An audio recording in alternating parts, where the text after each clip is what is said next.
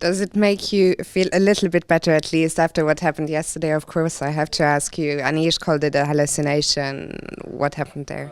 I wouldn't call it that. I think it was just a lack of chess culture. I thought this position was only drawn with the king on a8 and that I wasn't getting it there in time. But How did you deal with it? What did you get up to last night? I'll keep that one to myself. Hello everyone, welcome back to another video in Endgame series. Today is a unique one, mainly because we're going to see Grandmasters game that shouldn't have been lost, but is lost anyway because of the basic Endgame misconception. Now the question is, how do you guys generally fare in the Endgame? Are you confident enough to say you understand your nuances and you rarely blunder? Or are you the type who is really nervous like most players when Endgame commences? This video will be one to motivate, or at least is a consolation that maybe we're not that terrible in endgames after all. And the fact that endgame occurs after 5-6 hours playing on the board is mentally taxing overall. The example that we're going to see is from Hikaru Nakamura and Sergey Karjakin, game played in 2004. In this game, as you can see, Sergey Karjakin is probably the one who is trying to escape with the draw. He's down a pawn and he does not have any chance of winning. While on the other hand plays rook to e3, trying to trade off the rook. Now it will be a blunder if black takes it, of course, because after the king takes on e3, black does not have the opposition of king to e5. You can visit the first video on the opposition if you want to, but in any case, black's not following white any way he wants to, because after that, white plays pawn to g3, and black's out of move. Black has to step out, he has to play something like king to f6 or king to f5, let's say king to f5. We then go king to d4, trying to pick up the pawn here on the queen side, trying to promote ours as well. Now of course, Sergey Karjakin's black did not take on e3, or else all of us who knows the basic endgame will actually be playing this tournament hall instead of them, you know. But instead plays excellently, plays pawn to a4 in this position. The idea is obvious, right? If white takes on b3, then pawn takes on b3, you probably can't stop me from promoting. Obviously, Hikaru Nakamura did not take as well, but after pawn to g4 check, exerting dominance on the king side, king to f6, and king to e4, normally this position Sergey Karjakin has been playing excellently, right, to defend his position. He brings his pawns closer to the king side, to all these pawns to stop them from promoting. He brings the queen side pawn as well close, to then stop this a pawn from white from promoting. He brought his own king to the center of the board, so they can shoulder white's king from getting to every pawn, every black's pawn should I say, that is somewhat critical to hold down every of these pawns from promoting. But, just right when Sergey Karjakin can actually bring this home with a draw, he played this move. Rook takes on e3 check. He probably was intimidated that the king was actually trying to do something on the king side on the center of the board, being too advanced, trying to force the king to take on e3. And after king to e5, we now have the opposition, right? We're trying to actually block the king from further advancing. This should be a draw.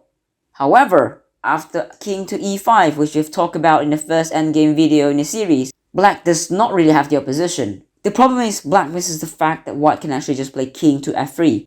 And the black king cannot follow the white king anymore on the f file. Obviously he would love to play king to f5, but the pawn is there protecting it. And so he suddenly lost the game of opposition. He has to step back, but no matter where he goes, let's say after king to f6, we now get king to e4. We have the access towards the king side now, trying to gobble the pawns, and if he tries to actually go to the queen side, we gobble up on the king side. This endgame is won by white. In another few moves, king e5 did not see king to f3 though. Instead, we do see king to f2, but the same idea occurs.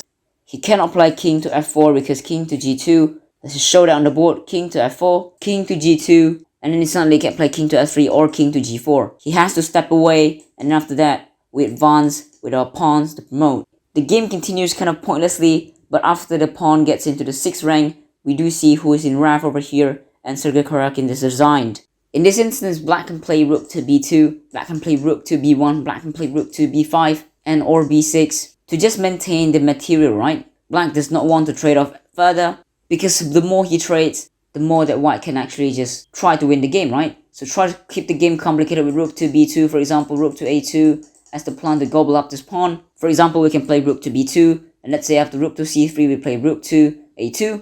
And say if white plays rook to c6, king to f7, let's say, king to f5, we can always have a counterplay of taking this pawn on a3. Next is the h3 pawn. The counterplay was enough for black to actually draw this game, and it's one of the simplest. Instead plays rook takes on e3 check. Totally a miss by Sergey Karjakin.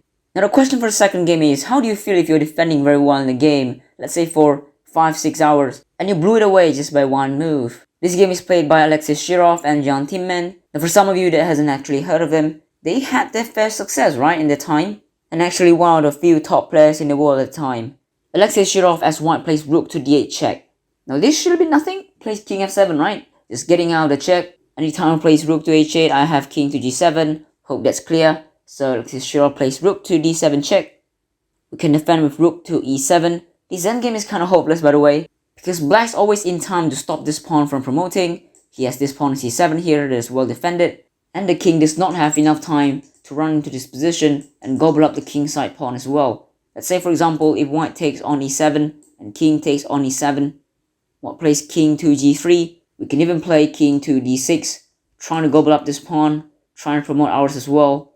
In any case, white just does not have enough in this endgame. Now suddenly white has to calculate again, is this pawn faster on the queen side, or his pawn on the king side is faster? So it's not clear after all, but Alexei Shirov traded it anyway and plays pawn to g5. Now here, black finds the shortest way to actually not defend this game and lose at the same time. In this position, black plays resigned.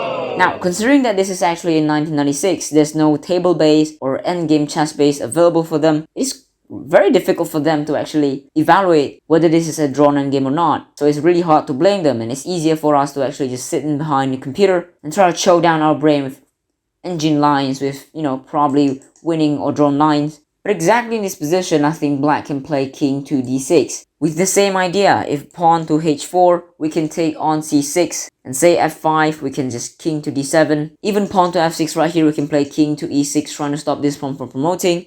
We also have our c pawn as a deflection to this king. In any case, these three pawns will not survive, and this position will probably be a draw. And if pawn takes on g6 right here, I think this is even simpler. We take with our pawn on g6. This probably holds. No, not probably. This absolutely holds for black. Instead, after taking and g5, black chose to resign. Had black played a few more moves ahead, he probably won't lose this thing. Because by then he probably would realize that there are a few more ways to actually draw this position, instead of throwing it away. But that's the second miss. The third game is probably one of the most popular one among us in 21st century. Because this is the game played in 2019 between Sam Shankland and Anish Giri. Again, we're going to skip ahead all of the openings and the middle game because this is not really about that. But instead, let's focus on this position and really see if white can actually win this. White has a pair of pawns, but those are double. Considering that all pawns have left the board, we can deem these pawns as only one pawn.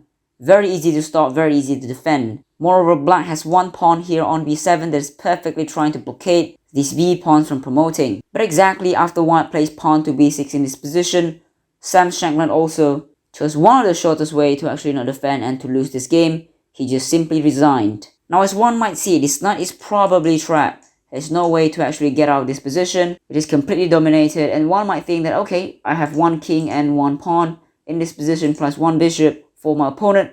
It is time to resign. But then this knight is not relevant at all. For example, black can play knight to g5, black can play knight to g1, black can play knight to f2. Black can even ignore this knight here on h3 and place for king to d6 or king to c4, capturing the pawn on b4. But let's just see what we mean, right? For example, knight to g5 over here. Now white can take on g5, obviously, but after king to d6, king to f6 for example, we can then go to d7, c8. We're behind the corner of the board trying to protect the b7 pawn from falling. And theoretically, with the dark squared bishop supporting it, this should be a win for white. But we have a b7 pawn that, white cannot touch with this white squared bishop. And so, for example, we can just move our king back to the corner, and the only way that white can capture is with the king, but it's impossible because we defend it in the corner of the board. The story says the same with knight to f2 and knight to g1. The only real way they could actually lose this is by playing knight to f4. Now, after bishop takes on f4, we cut through this diagonal. The king sadly does not have enough square to run back to, and if he plays king to c6, white can play king to e6.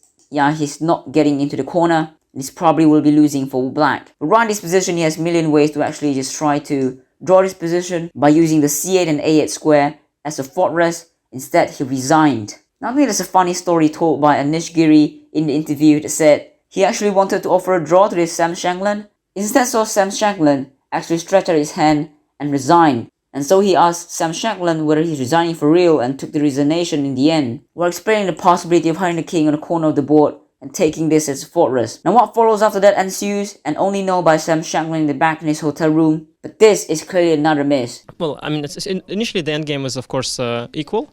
I didn't think I'm playing for anything, and then he blundered into this position, and the way from his body language I realized he thinks he's lost.